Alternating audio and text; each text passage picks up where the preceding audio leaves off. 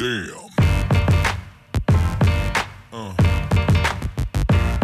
The 199th running of this poker vlog, and I am on tilt. You saw what happened with my 49ers. My Vegas Golden Knights lost their best player to back surgery, and I lost $5,300 in my last 6 sessions, with the only win coming in that session that I vlogged. Other than that, I'm great.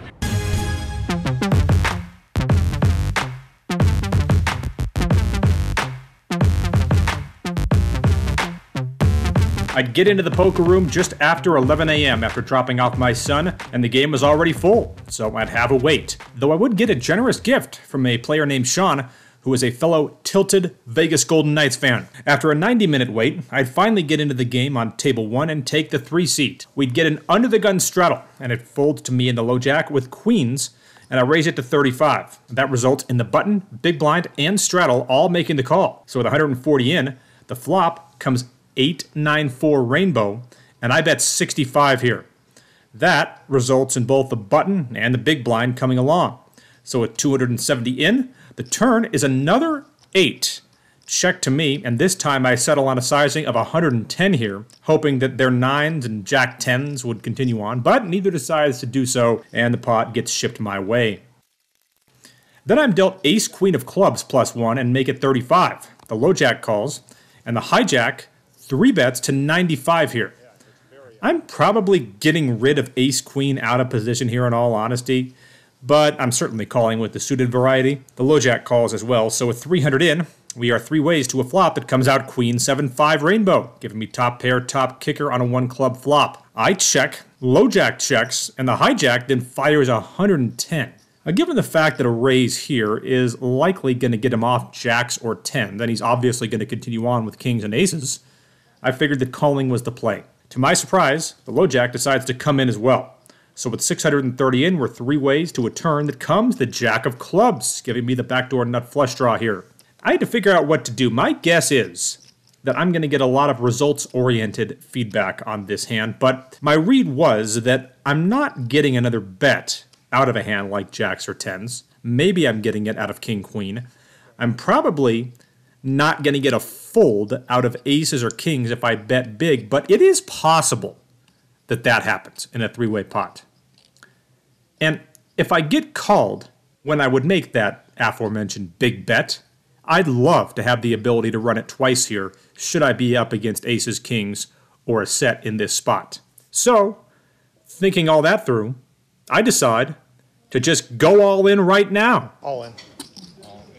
Figure I could put some pressure on ace-queen if I am up against it, and possibly get one of these 2 guys off a potential chop. This is an $800 bet, and I have both guys covered in this hand. First guy folds, and the other guy picks up his cards. I'm wondering if he's actually showing something like king-queen, but no! He shows the skinny, and throws it into the muck, obviously. So I pick a bad time to make that play, but I don't think in general that it's the worst way to play it.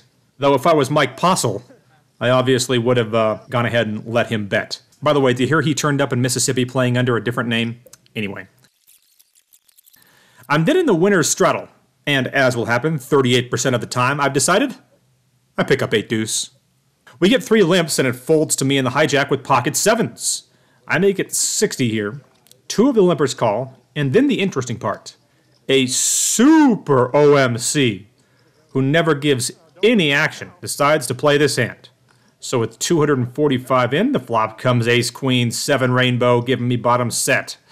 Despite 3 opponents, there is no guarantee that I'm going to get action here, so I decided to just bet 100 to make sure hands like ace-8 and so on will stay in this pot. First player folds, and then the loosest guy in the hand, the guy who I was hoping to get action from, picks up his cards and slams them down in disgust, leaving me heads up against one of the 3 tightest players in all of our player pool. To my amazement, that OMC decides to call, and with 445 in, the turn is a jack, and to my surprise, he decides to lead out into me for $100. A surprising development to say the least here, but I'm still going to raise him. I make it 225, and he doesn't think too long and makes the call. So with 895 in, the river is a king. And he checks again. Good news, bad news situation here. Good news is, no way he can have a 10 in this spot. He's never going to show up with any hand that contains a 10. So what's the bad news? The bad news is, it is possible that he already has me beat with a bigger set, but I didn't think that was too likely. I figured he'd be ripping it in earlier if that was the case, but it's not a guarantee. The other bad news is, this would have been the perfect spot for me to bluff him out of the hand here. In fact, if I'm going to be playing hands against this guy, this is the kind of spot that I look for to try to bluff him off his two-pair type hands. But, obviously, I still believe I have the best hand here, and want a chance to get paid off by ace-king or ace-jack. Unfortunately, after I made a bet of $240, he snap-folds his hand, so that river served as nothing more than an action killer. I then noticed that not only are they naming horses after poker vloggers, but I'd get pocket sevens again. This time I'd raise to 80 pre-flop and get action on it. I took down the pot, c-betting on a dry board and getting a fold. I didn't lose back $180 raising jack-9 of spades and getting a 6-7-8 flop. Unfortunately for me, it came against my opponent who had flopped a straight in the process. This is a mid-session update. One of the things that I dislike about poker is the large amount of sitting involved. So, occasionally, I'll come up here and get a couple stair runs in. There is no particular reason why I am pointing this out, other than the fact that I couldn't think of anything else for this update, which is now over.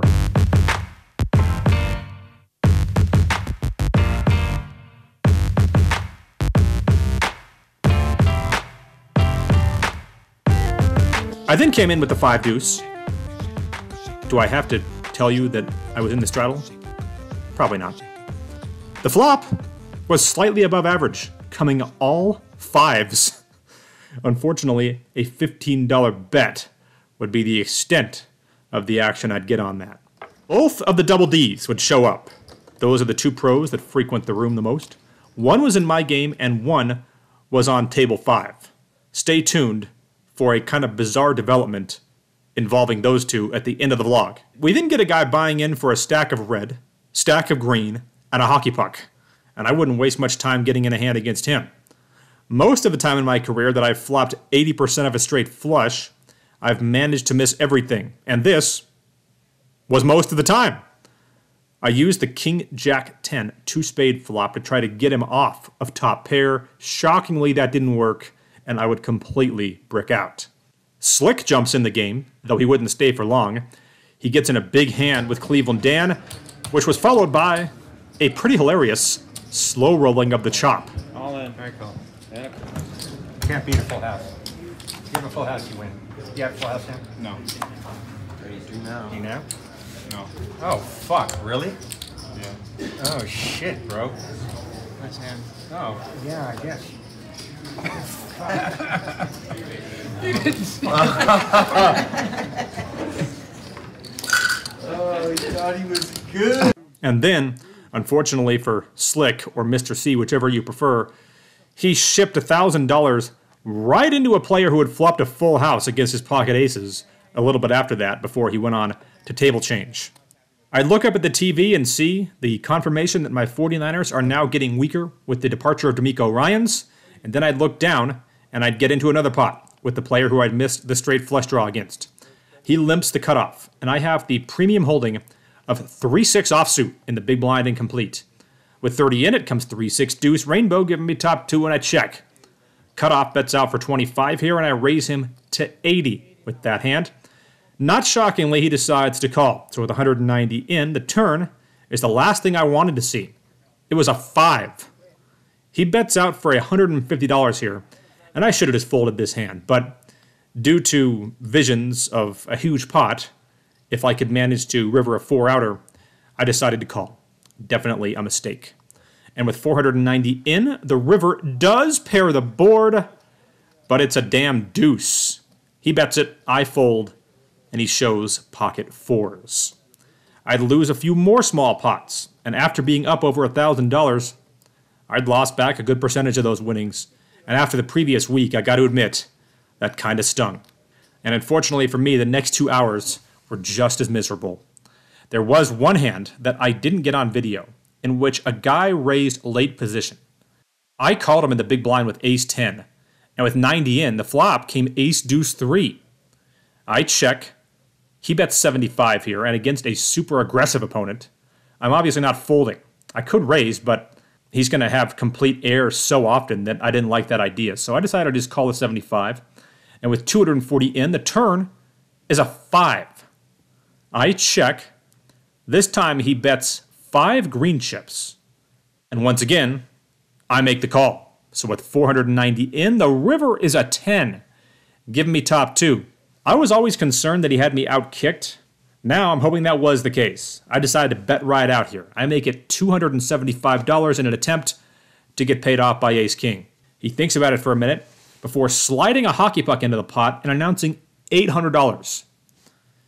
In a general sense, he's less likely to have a 4, I would think, raising pre-flop than me calling in the blind. But in this particular sense, he's very capable of having it, and I decided, after thinking about this hand for about a minute, that he probably did.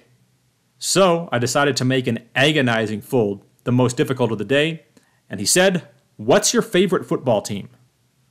And he turns over the 4-9 offsuit. So a couple of hands in which I could not avoid the turned gut shot straight draws with my opponents holding 4s in spots that I never expected them to be were ultimately my undoing on the day, though I still did manage to rack up and book a win.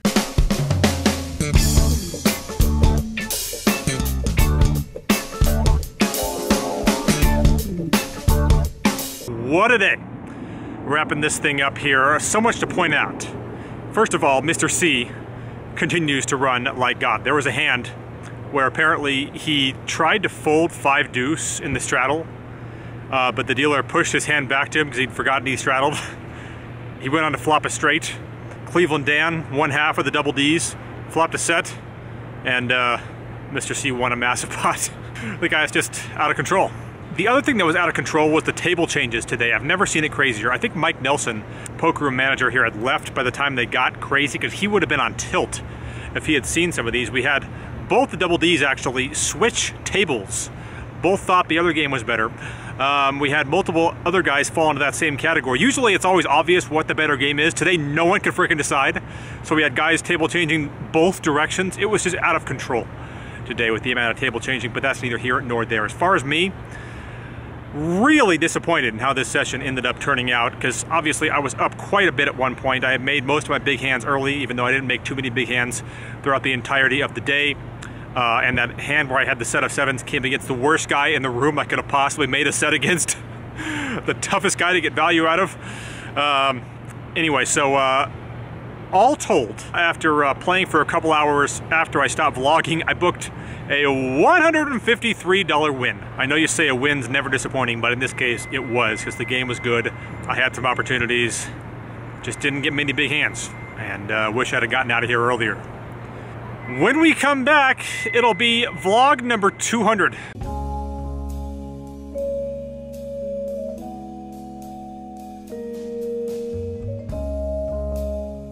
All right, let's wrap this vlog up with a question of the week. And today it's not actually a question, but if you do want to submit one for future vlogs, you can always do that by either commenting down below or tweeting them at me at BenDeech. That's probably the way that will increase your chances of getting that question on here. But I saw maybe the greatest poker tweet that I've ever seen, at least maybe my favorite, because it's something that I've been saying for so long, and I felt like I was the only one saying this. But after all these years of playing poker, I've always felt that this was the truth in terms of how people perceive you when they find out that you play poker. Phil Galfond, obviously one of the greats, took to Twitter to say this: when you tell someone you play poker for a living, they either assume that you're A, living in your mom's basement, ducking the mob, or B, swimming in your penthouse with your personal sushi chef and tiger. It's as if Phil Galfond read my mind. That's what I've always been saying to coworkers who ask me about this over the years. And perhaps it's ironic that I am taping this section while I'm at work. But They've always asked me about playing poker as like a side job, and I would always tell them, whenever you do that, people either think that you are either a super rich high roller or a complete degenerate. I think Phil Galfond actually put that in better terms than I did. But it's just always felt that way, and it feels good to know that I'm not alone in thinking that's the perception, because I'm assuming that a lot of you have encountered that as well. And I'm sure, like a lot of you, I've had conversations with people saying, well, no, it's just kind of like any other job. If you play for profit, you have to be disciplined. You have to play certain hours. You have to try to play when the game's good. You have to treat it like a job if you're going to actually make money on it long term. And I do think, if I were continuing to use coworkers as an example, there's been a number of them over the years that I've told that to that have understood that. But more often than not, I feel like they haven't. That'll do it for this edition of the vlog. Hit the like and subscribe buttons. It's great for the channel. Follow me on Instagram and Twitter @BenDavish, and we'll see you back here next time.